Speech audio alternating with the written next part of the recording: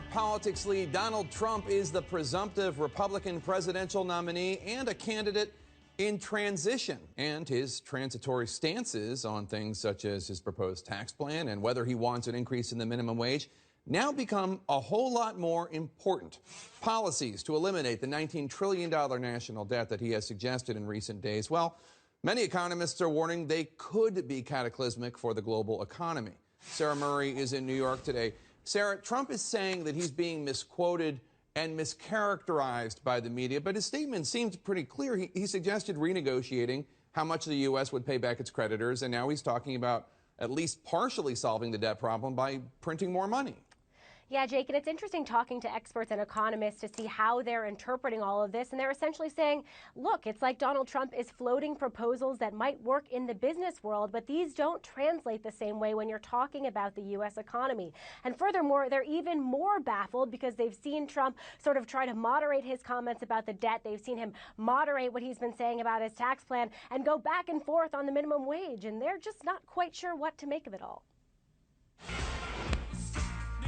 Donald Trump may be the GOP nominee, but he's already giving Republicans anxiety. I know more about debt than practically anybody. I love debt. Professing his love of debt and making policy proclamations like this one when asked how he would manage debt payments. Telling CNBC, "I would borrow, knowing if the economy crashed, you could make a deal." Today, Trump's trying to moderate that stance, telling CNN he would try to buy back debt at a discount and adding the country won't default because America can always print more money. First of all, you never have to default because you print the money. I hate to tell you, okay? So there's never a default. Their suggestions, economists say, aren't feasible or could risk America's credit or lead to a spike in interest rates.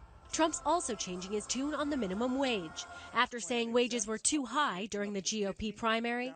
So do not raise the minimum wage. I would not raise the minimum. Now he says he's open to an increase. I don't know how people make it on $7.25 an hour. Now, with that being said, I would like to see an increase of some magnitude, but I'd rather leave it to the states. And then there's the shift on taxes.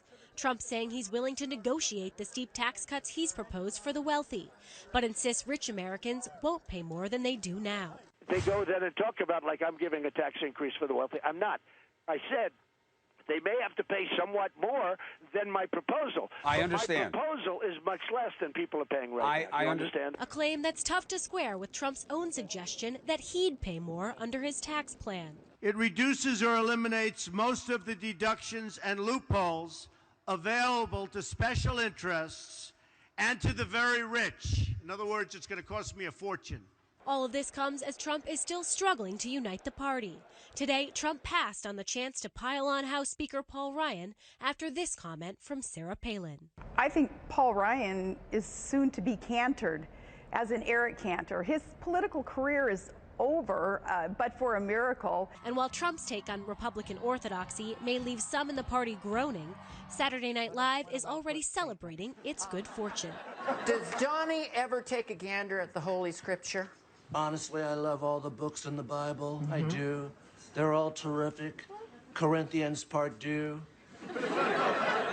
Book of Revelations. 2 Genesis, 2 Furious. Well, isn't that special?